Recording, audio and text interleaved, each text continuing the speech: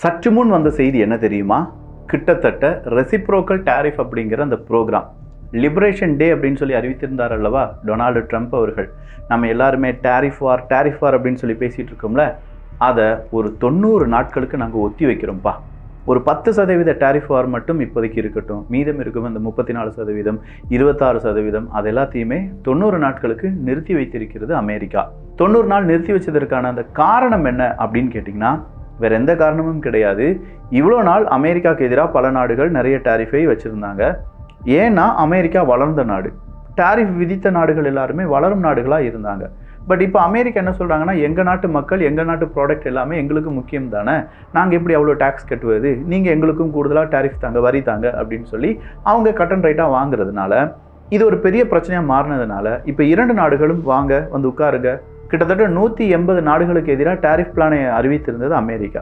So எல்லா நாடுகளையும் வரவழைத்து பேச்சுவார்த்தை சுமூகமாக முடித்து அமெரிக்கர்களுக்கு கூடுதலான லாபம் கிடைக்கும் வகையில் அமெரிக்காவினுடைய திட்டங்களை வகுப்பதற்காகத்தான் இந்த 90 தினங்கள். ஆனால் இதில் ஒரு சின்னதாக ஒரு ட்விஸ்ட் வச்சுருக்காங்க அமெரிக்கா. இது சீனாவுக்கு மட்டும் பாதகம் கிடையாது.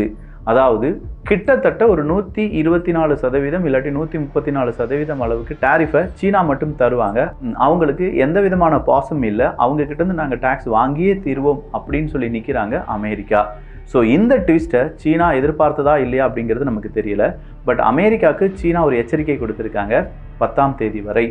அது என்ன எச்சரிக்கை அப்படின்னா, நீங்கள் விதித்திருக்கக்கூடிய இந்த 104% டேரிஃப் அப்படிங்கிறத ரத்து பண்ணலைன்னா நாங்கள் உங்களுடைய குட்ஸ் 84% டேரிஃப் விதிப்போம் அப்படின்னு சொல்லியிருக்காங்கல்ல, அது 10ஆம் தேதியிலேருந்து அமலுக்கு வரும் அப்படின்னு சொல்லியிருக்கிறதுனால இந்த 2 நாட்டினுடைய பிரச்சனை என்னவா இருக்கும் அப்படிங்கிறதெல்லாம் பேசு பொருளாக மாறி இருக்கு. ரஷ்யா உக்ரைன் போரிலும் இது எதிரொலிக்கிறது என்பது குறிப்பிடத்தக்கது. ஸோ என்னென்ன நடந்திருக்கு அப்படிங்கிறத எல்லாத்தையும் பார்த்துடலாமா?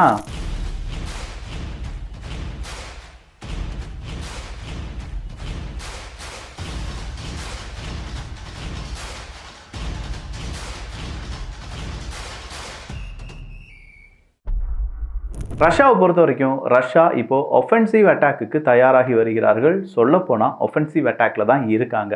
இவ்வளோ நாள் ரஷ்யா டிஃபென்சிவ் அட்டாக்ல தானே இருந்துச்சு அப்படின்னு கேட்டால், டொனால்டு ட்ரம்ப் அவர்கள் வந்ததிலிருந்து ரஷ்யாவினுடைய பாதை ஒஃபென்சிவ் பாதை தான், டிஃபென்சிவ் பாதையே கிடையாது. எவ்வளோத்துக்கு எவ்வளவு லேண்டை கிராப் பண்ண முடியுமோ அவ்வளோத்துக்கு எவ்வளவு லேண்டை எடுக்கணும்னா அவங்க ஒஃபென்சிவாக போய்த்தான் ஆகணும். ஏகப்பட்ட ஆயுதங்களை உள்ளே கொண்டு வராங்க. கிட்டத்தட்ட 1.5 லட்சம் இராணுவ வீரர்கள், எக்ஸ்ட்ரா இராணுவ வீரர்களை நாங்கள் களமிறக்குவதற்கு தயாராக இருக்கோம் அப்படின்னு சொல்லி ரஷ்யா சொல்கிறாங்க. இது எல்லாத்தையுமே செய்தும் காண்பிப்பார்கள் ரஷ்யா. அப்போ ரஷ்யாவை பொறுத்த வரைக்கும் இப்போ அவங்களுக்கு இருக்கக்கூடிய ஒரே ஒரு ஹோப் என்னென்னா, சீக்கிரமாக அடிக்கணும், ரொம்ப சீக்கிரமாக அடிக்கணும். எவ்வளோ தூரம் இழப்புகளை ஏற்படுத்த முடியுமோ அவ்வளோ தூரம் இழப்புகளை ஏற்படுத்தி அங்கே இருக்கக்கூடிய எல்லையை விரிவாக்கம் செய்ய வேண்டும். அப்போ ரஷ்யாவுக்கு அதிகமான எல்லை கிடைக்கும். இந்த கிரீமியா பஞ்சாயத்து எல்லாமே முடிஞ்சிடும். அதன் பிறகு மீதம் இருக்கும் இடங்களை ரஷ்யாவாக மனசு வச்சு இந்த இடத்த வேணால் நீ வச்சுக்கோ உக்ரைன் அப்படின்னு சொல்லி கொடுக்கக்கூடிய நிலைமையில் கொண்டு வர வேண்டும். இதுதான் ரஷ்யாவினுடைய எய்மாக இருக்குது. பட் இந்த எய்ம் எவ்வளோ தூரம் சக்ஸஸ் ஆக போகுது அப்படின்னா, ரஷ்யாவும் அமெரிக்காவும் எப்படி பேச்சுவார்த்தையில் ஈடுபட போகிறாங்களோ அந்த அளவுக்கு தான். இன்றைக்கும் மறுபடியும் ஒரு பேச்சுவார்த்தை அப்படிங்கிறத ரஷ்யாவும் அமெரிக்காவும் சேர்ந்து செய்ய போகிறார்கள் என்கிற தகவல் வெளியாகி இருக்கிறது. இதற்கு மத்தியில் ஈரானும் அமெரிக்காவும் பேச்சுவார்த்தையில் ஈடுபட போகிறாங்க 12ஆம் தேதி. ஆனால் அதற்கு முன்னாடியே ஈரானுக்கு எதிராக ஒரு பொருளாதார தடையை விதிச்சிருக்காங்க அமெரிக்கா. காரணம் என்னன்னு கேட்டால், ஈரான் அணு ஆயுதத்தை செய்கிறதுக்கு தயாராகி வராங்க. அதனால தான் இந்த பொருளாதார தடை அப்படின்னு சொல்லி அமெரிக்கா சொன்னாலும் இதற்கு ரஷ்யா கடுமையான எதிர்ப்பை தெரிவித்திருக்கிறார்கள். ஏன் ரஷ்யா வாண்டடாக கடுமையான எதிர்ப்பை அமெரிக்காவுக்கு எதிராக ஈரானுக்கு ஆதரவாக தெரிவிக்க வேண்டும்? இந்த கேள்வி உங்கள் மனசில் இருந்துச்சுன்னா, ஒரு மாதத்துக்கு முன்னாடி இல்லாட்டி ஒரு 3 மாதத்துக்கு முன்னாடிலாம் நம்ம ஒரு வீடியோவை பதிவு பண்ணியிருந்தோம். ஈரானும் ரஷ்யாவும் ஒரு செக்யூரிட்டி கேரண்டி அக்ரிமெண்ட்டில் என்ன செஞ்சுக்கிறாங்க, கையெழுத்து போடுறாங்க. ஸோ இவங்க 2 பேருமே ஸ்ட்ராட்டஜிக் பார்ட்னர்ஷிப்லலாம் கையெழுத்து போட்டாங்க, ஞாபகம் இருக்கா? அப்போ இந்த ஸ்ட்ராட்டஜிக் பார்ட்னர்ஷிப், அதிலும் டிஃபென்ஸில் ஸ்ட்ராட்டஜிக் பார்ட்னர்ஷிப் அப்படின்னு சொல்லும்போது, ஈரானுக்கு எதிராக எந்த நாடு டிஃபென்ஸ் சம்பந்தமான பிரச்சனையை உருவாக்குகிறார்களோ அந்த நாட்டுக்கு எதிராக ரஷ்யா வரும். ரஷ்யாவுக்கு எதிராக எந்த நாடு உருவானாலும் சரி, அதை எதிர்ப்பதற்கு ஈரானும் வருவாங்க. அதே மாதிரி ஈரானுக்கு தேவையான ஆயுதங்களை தயாரிப்பதாக இருக்கட்டும், இல்லாட்டி ஆயுதங்களை கொடுப்பதாக இருக்கட்டும், அதை ரஷ்யா செய்யலாம். ரஷ்யாவுக்கு தேவையான ஆயுதங்களை கொடுப்பதாக இருக்கட்டும், எடுப்பதாக இருக்கட்டும், அதை ஈரானும் செய்யலாம். ஸோ இந்த மாதிரியான டீலில் இருக்கிறதுனால ஈரானுக்கு நேராக ஒரு ஆப்போசிட்டாக ஒரு நாடு வந்து இவ்வளோ பெரிய பிரச்சனையை உருவாக்குறாங்க, உனக்கு எதிராக நான் போர் தொடுப்பேன், நீ நியூக்ளியர் டீலில் சைன் பண்ணலன்னா எங்களுடைய மிலிட்ரியை வச்சு, டொனால்டு ட்ரம்ப் அவர்கள் இப்படியே மிரட்டினார், என்னுடைய மிலிட்ரியை வச்சு உன்னை நான் பணிய வைப்பேன் அப்படின்னு சொன்னாங்கல்ல. இதற்கு எதிராக எங்களுடைய காய் நகரத்தில் இருக்கும் அப்படிங்கிறது இப்போது ரஷ்யா தெல்ல தெளிவாக யார்கிட்ட சொல்லியிருக்காங்க? அமெரிக்காவுக்கு சொல்லியிருக்காங்க. இது ஒரு பெரிய பேசு பொருள் தான். அடுத்ததாக வந்திருக்கக்கூடிய அப்டேட் என்ன அப்படின்னு பார்த்தீங்கன்னா, ரஷ்யாவினுடைய ஆர்மி அவங்களுக்கு டைரக்டாகவே BMP-3S இன்ஃபேண்ட்ரி வெஹிக்கிள் இருக்குல்ல, அது உடனடியாக ஃபேக்ட்ரியிலேருந்தே வரப்போகுது அப்படிங்கிற அறிவிப்பை கொடுத்துருக்காங்க. அது மட்டும் இல்லாமல் இது 3 மடங்கு அதிகமாக கிடைக்க போகிறது. எக்ஸ்ட்ராவாக ட்ரோன் அட்டாக்லேருந்து தப்பிப்பதற்கான கவசம்லாம் இருக்கும் அப்படின்னு சொல்லியிருக்காங்க.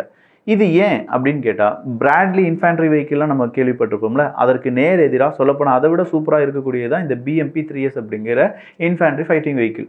ஸோ இந்த மாதிரியான வெஹிக்கிள் கிடைப்பது சீக்கிரமாக ரஷ்யாவினுடைய அந்த ஃப்ரண்ட் லைனை எக்ஸ்பேண்ட் பண்ணுறதுக்கு சுமூகமான ஒரு வழியை ஏற்படுத்தி கொடுக்கும். அதற்காகத்தான் நேரடியாக ஃபேக்ட்ரியிலேருந்து நாங்கள் என்ன செய்ய போகிறோம், ரிலீஸ் பண்ண போகிறோம் அப்படின்னு சொல்லி அறிவிப்பை கொடுத்துருக்காங்க. இது நேரடியாக ஃபேக்ட்ரியில் வராமல் பின்ன எப்படி வரும் அப்படின்னு நீங்கள் கேட்டிங்கன்னா, ஏகப்பட்ட செக்கிங் இருக்கும். ஃபேக்ட்ரியிலேருந்து வந்த பிறகு இது ஒர்க் ஆகுதா இல்லையா, இதை மறுபடியும் ஏதாவது ரீப்ளேஸ்மெண்ட் பண்ணணுமா, இல்லை இதில் ஏதாவது சிக்கல் இருக்கா அப்படிங்கிறத இராணுவம் உறுதிப்படுத்துவாங்க. இந்த இராணுவம் உறுதிப்படுத்துவது அப்படிங்கிறதுக்கெல்லாம் பல ப்ரொசீஜர்ஸ் இருக்குது. ஆனால் இந்த முறை அப்படி கிடையாது. நேரடியாக ஃபேக்ட்ரியிலேருந்து என்ன அவுட் வருதோ அதை எங்கே கொடுத்துருவாங்க? யுத்த காலத்துக்கு கொண்டு போயிடுவாங்க. அப்போ யுத்த காலத்தில் போய் அங்கே என்ன பிரச்சனை வந்தாலும் அதை சரி பண்ணுறதுக்கு அங்கே ஒரு டீம் இருக்கும். பட் ஏன் இது இந்த ஸ்பீடை கொடுக்குறாங்க, இவ்வளோ அவசர அவசரமாக அதை யுத்த காலத்துக்கு கொண்டு போகிறதுக்கான காரணம் என்னன்னு கேட்டால், நான் முதலே சொன்ன மாதிரி இப்போ ரொம்ப ஒஃபென்சிவாக ரஷ்யா ஈடுபட்டிருக்கக்கூடிய காரணத்தினால் எவ்வளவு குயிக்காக ரஷ்யாவினுடைய ட்ரூப்ஸை முன்னோக்கி கொண்டு செல்வதற்கான அந்த முயற்சிகளில் ரஷ்யா ஈடுபட்டிருப்பதனாலும் இந்த மாதிரியான சில சட்டத்திட்டங்களை ஷார்ட்கட்டாக மாற்றிடுவாங்க. அப்படித்தான் இந்த இன்ஃபேண்ட்ரி ஃபைட்டிங் வெஹிக்கிளும் ரஷ்ய இராணுவ வீரர்களுக்கு உடனடியாக கிடைக்கப் போகிறது என்கிற அறிவிப்பை வெளியிட்டிருக்கிறார்கள். ஸோ ஒவ்வொரு அரசியல் செய்தியும் நமக்கு ரொம்பவே முக்கியமானது தான். அதனுடைய உண்மைத்தன்மையை நம்ம ஆராய்ந்து இதுக்கு தான் அப்படிங்கிறத சில நாடுகள் கொஞ்சம் ஹிடனாக சொல்லுவாங்க. அந்த மாதிரியான ஒரு ஹிடன் மெசேஜ் தான் இந்த BMP-3S அப்படின்னு சொல்கிற இந்த மெசேஜ். இந்த மெசேஜை கண்டிப்பாக உக்ரைன் பார்த்த உடனே நிச்சயமாக உக்ரைன் இராணுவ வீரர்களுக்கு தெரியும், அடுத்ததாக ஒரு மாதத்துக்குள்ளேயே ரஷ்யா மரணடி அடிக்க போகிறாங்க அப்படிங்கிறது. ஸோ இந்த மரணடியிலிருந்து உக்ரைன் இராணுவ வீரர்கள் எப்படிலாம் தப்பிக்க போகிறாங்க, இல்லை இதை எதிர்ப்பதற்கு அவங்கக்கிட்ட இன்ஃபேண்ட்ரி ஃபைட்டிங் வெஹிக்கிள் அதிக அளவு தேவைப்படுமே, அதுக்கு அவங்க என்ன வழிமுறை செய்ய வேண்டும் என்பதை இப்போதே உக்ரைனுடைய அரசு அதிகாரிகள், டிஃபென்ஸ் எல்லாமே யோசிக்கணும். இதை யோசிக்காமல் விட்டுட்டாங்கன்னா கண்டிப்பாக ரஷ்யாவின் கை ஓங்கிவிடும். எப்படி நம்ம ஒரு 4th ஜென்ரேஷன் ஃபைட்டர் ஜெட்டை வச்சு ஃபைட் பண்ணிட்டு இருக்கும்போது எதிரி நாட்டவர்கள் 6th ஜென்ரேஷன் ஃபைட்டர் ஜெட்டை கொண்டு வந்தாங்கன்னா நம்ம நாடு தோத்துரும் அப்படிங்கிற ஒரு அவநம்பிக்கை வரும் பார்த்தீங்களா, அதே மாதிரி தான் இப்போ ரஷ்யாவினுடைய இராணுவ வீரர்களுக்கு நம்பிக்கை ரொம்ப கூடுதலாகவும் உக்ரைனுடைய இராணுவ வீரர்களுக்கு நம்பிக்கை ரொம்ப கம்மியாகவும் மாறிடும். சரி, ஏதோ ஒரு 3 சீன இராணுவ வீரர்களை பார்த்தீங்க, வேற ஏதாவது இராணுவ வீரர்கள் இருக்காங்களா அப்படின்னு சொல்லி ஜெலன்ஸ்கி அவர்கள்ட்ட கேட்குறாங்க. அதுக்கு ஜெலன்ஸ்கி அவர்கள் சொல்கிறாரு, 3 வீரர்கள் கிடையாது, எங்களுடைய கணக்கெடுப்பின் அடிப்படையில் கிட்டத்தட்ட 155க்கும் அதிகமான சீன வீரர்கள் ரஷ்யாவுக்காக போரிட்டு கொண்டிருக்கிறார்கள் அப்படிங்கிற ஒரு திடுக்கிடு உண்மையை தூக்கி வெளியில் கொண்டு வரார். இதை சீனா மறுக்கிறார்கள். எங்கள் இராணுவ வீரர்கள் 155 பேர்லாம் அங்கே இல்லைப்பா, 3 பேர் இருந்தாங்கன்னு சொல்லிட்டு அதை பற்றியான விசாரணை நாங்கள் நடத்திட்டு இருக்கோம் அப்படின்னு சொல்கிறாங்க. ஸோ உக்ரைன் செய்தது ஒரு ஃபால்ஸ் கிளைம் தான் அப்படின்னு சொல்லி சீனா சொல்லியிருந்தாலும் இதை அமெரிக்கா உன்னிப்பாக கவனிச்சிட்டு இருக்காங்க. அமெரிக்காவை பொறுத்த வரைக்கும் சீன இராணுவ வீரர்கள் உள்ளே வந்திருந்தாங்கன்னா, ரஷ்யாவுக்கு ஆதரவாக வந்திருந்தாங்கன்னா கண்டிப்பாக இது ஒரு ட்விஸ்ட்டு தான். இப்போ சீன இராணுவ வீரர்களும் வராங்க, வடகொரியாவினுடைய இராணுவ வீரர்களும் வராங்க, ரஷ்யாவினுடைய இராணுவ வீரர்களும் சேர்ந்து யுத்தம் செய்கிறாங்க அப்படின்னா கண்டிப்பாக 3ம் அமெரிக்காவுக்கு எதிரி நாடுகள்.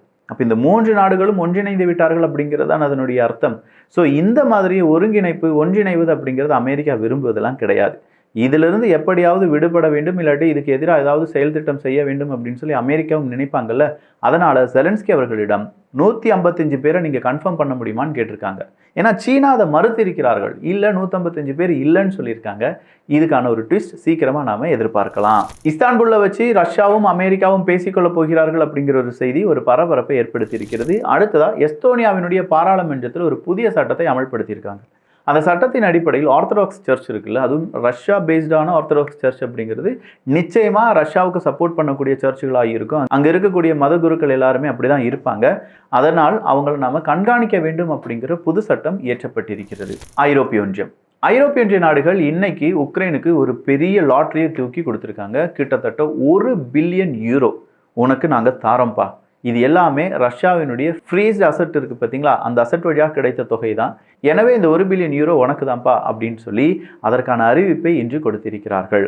இந்த 1 பில்லியன் யூரோவை நீ எதுக்கு வேணாலும் யூஸ் பண்ணிக்கலாம். ஏன்னா சில டைமில் ஐரோப்பிய ஒன்றியம் கொடுக்கக்கூடிய காசை வச்சு நீ ஆயுதம் தான் வாங்கணும், நீ மக்களுக்கு உதவி செய்ய வேண்டும் அப்படின்னு சொல்லுவாங்க. பட் இந்த 1 பில்லியன் யூரோ அப்படிங்கிறத நீ என்ன வேணாலும் செய்யலாம்.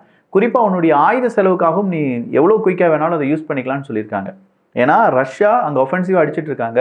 தடுப்பதற்கு பணமும் அந்த பணத்தை கொடுத்து ஆயுதங்களையும் வாங்க வேண்டியதாக இருக்கும். அதற்கு இந்த 1 பில்லியன் யூரோ உதவியாக இருக்கும் என்பது தான் ஐரோப்பிய ஒன்றியத்தினுடைய கணக்கு. யூத் கோஆபரேஷன் அப்படிங்கிறத பஹ்ரைனும் ரஷ்யாவும் இன்று இணைந்து செயல்படுத்த வேண்டும் அப்படிங்கிற முடிவுக்கு வந்திருப்பதாக தகவல்கள் வெளியாகி இருக்கின்றன. அடுத்ததா இந்தியா ரஷ்யா தான். முக்கியமான 6 ஸ்ட்ராட்டஜிக் ப்ராஜெக்ட்ஸ் அப்படிங்கிறதுல இந்தியாவும் ரஷ்யாவும் கையெழுத்து போட்டிருக்காங்க. சூப்பரான செய்தியில் இதை உறுதிப்படுத்திருக்காங்க இந்தியா. பட் என்னென்ன ஸ்ட்ராட்டஜிக் ப்ராஜெக்ட்ஸ் அப்படிங்கிறத இன்னும் தெளிவாக வெளியில் சொல்லலை. India Russia working group on priority investment project, IRWG-PIP அப்படின்னு சொல்லுவாங்க. ஸோ இந்த பிப் ப்ராஜெக்ட் வழியாகத்தான் இந்த ஒரு ஸ்ட்ராட்டஜிக் ப்ராஜெக்ட்ஸில் 2 நாடுகளும் கையெழுத்து போட்டிருக்காங்க. 6 முக்கியமான ப்ராஜெக்ட் அப்படின்னு சொல்லும்போது என்னவா இருக்கும் அப்படிங்கிறதெல்லாம் வரும் காலம் நமக்கு பதில் தரும். ஸோ ரஷ்யா உக்ரைன் போர் தாண்டி அதை சார்ந்து இருக்கக்கூடிய பல செய்திகள் இங்கே நீங்கள் கேள்விப்பட்டிருப்பீங்க, பார்த்துருப்பீங்க. இந்த செய்திகளை பற்றி, இந்த இன்ஃபர்மேஷனை பற்றி உங்களுடைய கருத்துக்கள் இங்கே வரவேற்கப்படுகின்றன. எல்லோரும் வியூகத்தில், தமிழ் வியூகத்தில் இணைந்திருங்கள். நல்லதை பகிர்ந்து நல்ல சமுதாயத்தை உருவாக்குவோம். நன்றி, வணக்கம்.